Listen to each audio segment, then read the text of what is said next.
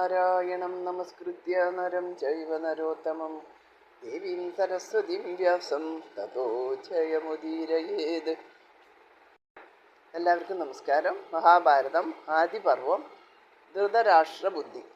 പാണ്ഡവ കൗരവന്മാരിൽ മൂത്തയാൾ യുധിഷ്ഠിരനായിരുന്നു. ആകയാൽ അദ്ദേഹത്തെ യുവരാജാവായി അഭിഷേകം ചെയ്തു. യുധിഷ്ഠിരൻ സത്യം, സ്ഥിരത, ക്ഷമ, സഹിഷ്ണുത, നിഷ്കളങ്കത, സ്നേഹം, ആർജവം, ദയ തുടങ്ങിയ എല്ലാ സൽഗുണങ്ങളുടെയും വിളനിലമായിരുന്നു. എല്ലാവരും അദ്ദേഹത്തെ സ്നേഹിക്കുകയും ആദരിക്കുകയും ചെയ്തു. മറ്റു പാണ്ഡവന്മാരെല്ലാം ജ്യേഷ്ഠൻ്റെ അജ്ഞാനുവർത്തികളായി വർത്തിച്ചു. പാണ്ഡുവിന് നേടാൻ കഴിയാതിരുന്ന നേട്ടങ്ങൾ പാണ്ഡവന്മാർ കൈവരിച്ചു. വീരനായ യവന രാജാവിനെ അർജുനൻ കീഴടക്കി. ഗന്ധർവന്മാരെ കൊണ്ടുപോലും തോൽപ്പിക്കാൻ കഴിയാത്ത സുമിത്ര സൗവീരൻ എന്ന രാജാവിനെ പാർത്ഥൻ അസ്ത്രം കൊണ്ടടക്കി. ഭീമനും അർജുനനും കൂടി പോയി തെക്കും കിഴക്കുമുള്ള രാജ്യങ്ങളിലെ രാജാക്കന്മാരെ എല്ലാം ജയിച്ചു. അവരെല്ലാം കുരുരാജവംശത്തിൻ്റെ സാമന്തരായി. അവരിൽ നിന്ന് ധാരാളം ധനവും ലഭിച്ചു. കുരുരാജ്യത്തിൻ്റെ ശക്തി 4 ഭാഗത്തേക്കും വളർന്ന് വലുതായി. പാണ്ഡവന്മാരെ പറ്റി പ്രജകൾക്കെല്ലാം വലിയ മതിപ്പായിരുന്നു. ആളുകൾ അവരെ സ്നേഹിക്കുകയും ബഹുമാനിക്കുകയും ചെയ്തു. എല്ലാവരും അവരെ പ്രശംസിച്ചു. ഇതെല്ലാം ധൃതരാഷ്ട്രർക്ക് സന്തോഷത്തിന് പകരം സന്താപമാണ് നൽകിയത്. തൻ്റെ സ്വന്തം പുത്രന്മാരായ ദുര്യോധനാദികളെക്കാൾ എല്ലാ രംഗത്തും മികച്ചു നിൽക്കുന്നത് പാണ്ഡവന്മാരാണ് എന്നറിഞ്ഞപ്പോൾ ധൃതരാഷ്ട്രർക്ക് അവരോട് വിദ്വേഷവും സ്പർദ്ധയും ഉണ്ടായി. അദ്ദേഹം പാണ്ഡവന്മാർക്ക് എതിരായി ചിന്തിക്കാൻ തുടങ്ങി. ഇനി കണികൻ്റെ ഉപദേശം. ധൃതരാഷ്ട്രരുടെ മന്ത്രിമാരുടെ കൂട്ടത്തിൽ കുശാഗ്രബുദ്ധിയും കുടിലതന്ത്രങ്ങൾ പ്രയോഗിക്കുന്നതിൽ സമർത്ഥനുമായ കണികൻ എന്നൊരു മന്ത്രി ഉണ്ടായിരുന്നു. അദ്ദേഹം തന്ത്രജ്ഞനും രാജനീതികളിൽ മികച്ച പണ്ഡിതനും കൂടി ആയിരുന്നു.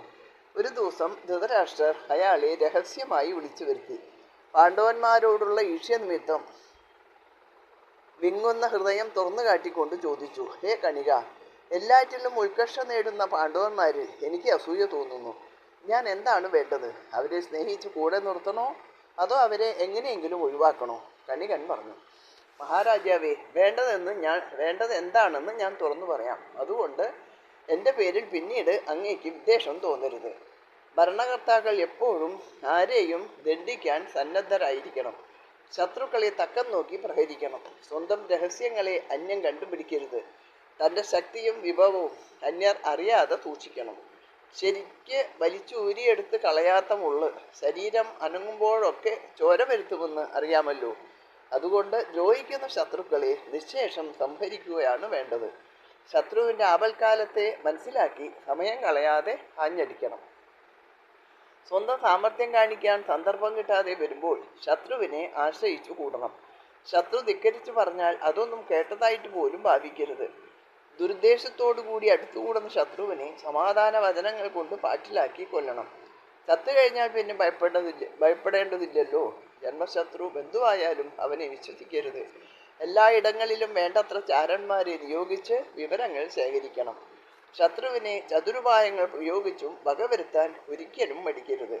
അപ്പോൾ ധൃതരാഷ്ട്രർ ചോദിച്ചു: എന്തൊക്കെയാണ് ചതുരുപായങ്ങൾ? അതെങ്ങനെയൊക്കെയാണ് പ്രയോഗിക്കേണ്ടത്?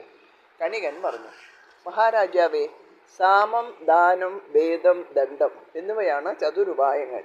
അത് എപ്രകാരം പ്രയോഗിക്കണമെന്ന് കാണിക്കാൻ രസകരമായൊരു കഥ പറയാം. കുറുക്കൻ്റെ ചതുരുപായങ്ങൾ. പണ്ട് കാട്ടിൽ ഒരു കുറുക്കൻ പാർത്തിരുന്നു. അവൻ ബുദ്ധിമാനും സ്വന്തം കാര്യം നേടിയെടുക്കാൻ അതിസമർത്ഥനുമായിരുന്നു. അവൻ ചെന്നായ്, എലി, പുലി, കീരി എന്നിങ്ങനെ 4 സുഹൃത്തുക്കൾ ഉണ്ടായിരുന്നു. ആ കാട്ടിൽ കൊഴുത്തു തടിച്ച ഒരു മാൻ ഉണ്ടായിരുന്നു. ഓടാൻ സമർത്ഥനായ അവനെ പിടികൂടാൻ പുലി പല പ്രാവശ്യം ശ്രമിച്ചുവെങ്കിലും ഒരിക്കലും വിജയിച്ചില്ല. ഒരു ദിവസം ചങ്ങാതിമാരെല്ലാവരും കൂടി സമ്മേളിച്ചു. മാനിനെ പിടിക്കുന്ന കാര്യമായിരുന്നു ചർച്ചാ വിഷയം. ചർച്ചയിലൂടെ വഴിയൊന്നും കണ്ടില്ല. കുറുക്കൻ പറഞ്ഞു: ഞാനൊരു സൂത്രം പറയാം. മാൻ ഉറങ്ങിക്കിടക്കുന്ന സമയത്ത് എലി പോയി അവൻ്റെ കാലിൽ കരണ്ട് മുറിവുണ്ടാക്കണം. അപ്പോൾ മാനിന് വേഗത്തിൽ ഓടാൻ കഴിയാതെ വരും. ആ തക്കം നോക്കി പുലിക്ക് അവനെ പിടിച്ചു കൊല്ലാൻ കഴിയും. നമുക്ക് എല്ലാവർക്കും ചേർന്ന് അവനെ തിന്നാം. ഒന്നാം തരം സൂത്രം. എല്ലാവരും കൈയടിച്ച് അംഗീകരിച്ചു. കുറുക്കൻ്റെ ബുദ്ധിശക്തിയെ വാഴ്ത്തി. പരിപാടി അനുസരിച്ച് ഒരു ദിവസം എലി മാനിൻ്റെ കാൽ കരണ്ട് മുറിച്ചു. മാനിൻ്റെ ഓട്ടത്തിന് വേഗം കുറഞ്ഞു. പുലി മാനിനെ പിടിച്ചു കൊന്നു. എല്ലാവരും മാംസം തിന്നാൻ ചുറ്റിനും കൂടി. അപ്പോൾ കുറുക്കൻ പറഞ്ഞു: സ്നേഹിതന്മാരെ, എത്ര നാൾ ആഗ്രഹിച്ചതാണ് ഇന്ന് നമുക്ക് ലഭിച്ചിരിക്കുന്നത്. ആകയാൽ ഇന്നൊരു പുണ്യദിനമാണ്. എല്ലാവരും പോയി കുളിച്ചു വന്നിട്ട് ഇത് ഭക്ഷിച്ചാൽ മതി. ഞാൻ ഇതിനെ കാത്തുകൊണ്ട് ഇവിടെ ഇരിക്കാം. നിങ്ങൾ വന്നിട്ട് ഞാൻ കുളിക്കാൻ പോകാം. എല്ലാവരും കുളിക്കാൻ പോയി. പുലിയാണ് കുളി കഴിഞ്ഞ് ആദ്യം മടങ്ങിയെത്തിയത്. പുലി വരുന്നത് കണ്ട ഉടനെ കുറുക്കൻ ധ്യാനനിരതനായിരുന്നു. അവൻ്റെ കണ്ണുകൾ നിറഞ്ഞിരുന്നു. പുലി ഇത് കണ്ട് ചോദിച്ചു, സുഹൃത്തേ, നീ എന്തിനാണ് ദുഃഖിക്കുന്നത്? കുറുക്കൻ വിഷാദത്തോടെ പുലിയെ നോക്കി ഇടർന്ന കണ്ടത്തോടെ പറഞ്ഞു, ആ എലി പറഞ്ഞ വാക്കുകൾ കേട്ടിട്ട് എനിക്ക് സഹിക്കാൻ കഴിയുന്നില്ല. അവനാണ് പോലും മാനിനെ പിടിച്ചത്. അവൻ ചോദിക്കുകയാണ്, ഓ, ഒരു പുലി! ആ പുലിക്ക് എന്ത് ശക്തിയാണുള്ളത്? അവന് ശക്തി ഉണ്ടായിരുന്നുവെങ്കിൽ എന്തുകൊണ്ട് നേരത്തെ മാനിനെ പിടിച്ചില്ല? അവൻ അശക്തനായ ഒരു ഭീരുവാണ്. എലിയുടെ വീരവാദം കേട്ട് ഈ മാംസം തിന്നാൻ എനിക്ക് തീരെ ഇഷ്ടമില്ല. സ്നേഹിത, ഇത് തിന്നാൻ നീ എന്നെ നിർബന്ധിക്കരുത്. എലി പറഞ്ഞതായി കുറുക്കൻ പറഞ്ഞ വാക്കുകൾ പുലിയുടെ ആത്മാഭിമാനത്തെ തട്ടി ഉണർത്തി. താൻ അശക്തനായൊരു ഭീരുവാണ് പോലും. പുലി പറഞ്ഞു, ഛായ, എന്തൊരപമാനം! ഞാൻ അശക്തനായി ഭീരുവോ? വേണ്ട. അവൻ്റെ സഹായത്തോടെ പിടിച്ച ഈ മാനിൻ്റെ മാംസം എനിക്ക് വേണ്ട. വേറെ എന്തിനെയെങ്കിലും പിടിച്ച് മാംസം ഭക്ഷിക്കുന്നത് ഞാൻ എലിയെ കാണിച്ചു കൊടുക്കാം. സ്നേഹിത, ഞാൻ പോകുന്നു. ഇത്രയും പറഞ്ഞിട്ട് പുലി സ്ഥലം വിട്ടു. അപ്പോഴാണ് മൂഷികൻ കുളി കഴിഞ്ഞെത്തിയത്. കുറുക്കൻ എലിയോട് പറഞ്ഞു, ചങ്ങാതി, നീ ദീർഘായുസായിരിക്കണമെന്നാണ് എൻ്റെ ആഗ്രഹം. ആ കീരി പറഞ്ഞു, നീ അറിഞ്ഞോ? പുലി കടിച്ചതുകൊണ്ട് ഈ മാംസത്തിൽ വിഷം കലർന്നിട്ടുണ്ടെന്ന്. അതിനാൽ അവന് ഈ മാംസം വേണ്ടത്രേ. അതിന് പകരമായി അവൻ നിന്നെ തിന്ന് സംതൃപ്തിപ്പെട്ടു കൊള്ളാമെന്ന്. നോക്കണേ ആ കീരിയുടെ ദുരാഗ്രഹം. അവൻ നന്ദി കെട്ടവനാണ്. ജംബുകൻ സരസമായി പറഞ്ഞ വാക്കുകൾ കേട്ടപ്പോൾ എലി ഭയം കൊണ്ട് വിറച്ചു. കീരി വരുന്നതിന് മുമ്പായിട്ട് എലി ഓടിപ്പോയി. ചെന്നായാണ് പിന്നീട് എത്തിയത്. കുറുക്കൻ ചെന്നായിയോട് പറഞ്ഞു, സുഹൃത്തേ, മൃഗമേ, കാര്യം കുഴപ്പത്തിലായിരിക്കുകയാണ്. പുലിക്ക് 3-4 വിരുന്നുകാർ വന്നിരിക്കുന്നു. ഈ മാനിൻ്റെ മാംസം അവർക്ക് എല്ലാവർക്കും കൂടി തികയുകയില്ല എന്ന് പുലി ഇവിടെ വന്ന് പറഞ്ഞു. അപ്പോൾ ഞാൻ നിന്റെ കാര്യം പറഞ്ഞു. അതിന് പുലി പറഞ്ഞ മറുപടി, അത് സാരമില്ല, ഞങ്ങൾ 4-5 പേരുണ്ട്. ചെന്നായി എതിർപ്പ് കാട്ടിയാൽ ഞങ്ങൾ അവനോട് വേണ്ട പോലെ പെരുമാറിക്കൊള്ളാം എന്നാണ്. തീർച്ചയായും 4-5 പേരുണ്ടെങ്കിൽ നിന്റെ ജീവൻ അപകടത്തിലാണ് എന്നുള്ളതിന് യാതൊരു സംശയവുമില്ല. ചെന്നായ ഭയപ്പെട്ടു.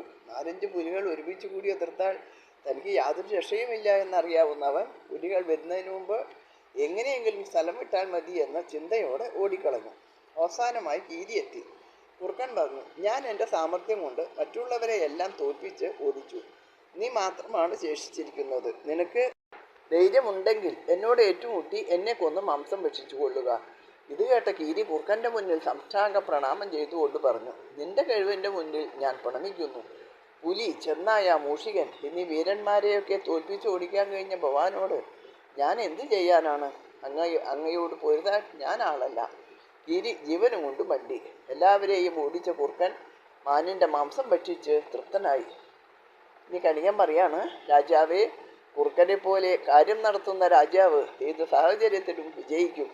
ഭീരുവിനെ ഭയപ്പെടുത്തി ഓടിക്കണം. ശൂരന്മാരെ വന്ദിച്ചു പാട്ടിലാക്കണം. ലുബ്ധനെ ദാനം കൊണ്ട് പിടിക്കണം. സമനെയും താണവനെയും കയ്യൂക്കുകൊണ്ട് നേരിടണം. മഹാരാജാവേ, ശത്രുവിനാശത്തിനും ജീവിത വിജയത്തിനും ആവശ്യമായ മറ്റ് ചില കാര്യങ്ങൾ കൂടി ഞാൻ പറയാം. ദേഷ്യം വന്നാലും അത് പ്രകടിപ്പിക്കാതെ പുഞ്ചിരിയോടെ കാര്യം പറയണം. കോപിക്കുന്ന അവസരത്തിലും അന്യരെ നിന്ദിച്ചു പറയരുത്.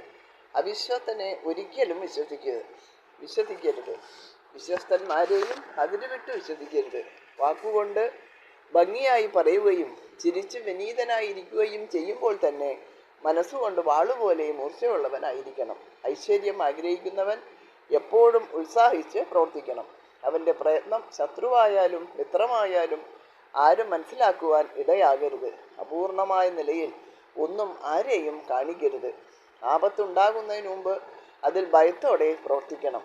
ആപത്ത് വന്നാൽ പിന്നെ നിർഭയനായി അതിനോട് ഏറ്റുമുട്ടണം. രാജാവേ, രാജാവെന്ന നിലയ്ക്ക് ശക്തനാകണമെങ്കിൽ അങ്ങ് പാണ്ഡവരോടും മറ്റുള്ളവരോടും ഞാൻ പറഞ്ഞതുപോലൊക്കെ പ്രവർത്തിക്കണം. പാണ്ഡവന്മാർ ബലവാന്മാരാണ്. അതുകൊണ്ട് അവരെ കൊണ്ടുള്ള ഭയം ഇല്ലാതാക്കുകയാണ് വേണ്ടത്. ആ ശല്യം ഗ്രഹത്തിൽ വെച്ച് പൊറപ്പിച്ചാൽ നിങ്ങൾക്ക് ആപത്ത് സംഭവിക്കും. കണികൻ ഇപ്രകാരം ഉപദേശിച്ചിട്ട് പോയി കഴിഞ്ഞപ്പോൾ ധൃതരാഷ്ട്രൻ ചിന്തയിലാണ്ടു. അദ്ദേഹത്തിൻ്റെ ദുഷ്ടബുദ്ധി സൽബുദ്ധിയെ കീഴടക്കി. ഇനിയും എന്താണ് പ്രവർത്തിക്കേണ്ടത് എന്ന ആലോചനയായി. പക്ഷേ അദ്ദേഹത്തിൻ്റെ മനസ്സിൽ ഒന്നും വ്യക്തമായി തെളിഞ്ഞില്ല. ഇതോടുകൂടി ഈ ഭാഗം ഇവിടെ അവസാനിച്ചു. നാളെ അരക്കില്ലം എന്ന ഭാഗം അടുത്ത വീഡിയോയിൽ കേൾക്കാം. എല്ലാവർക്കും നമസ്കാരം. ഓം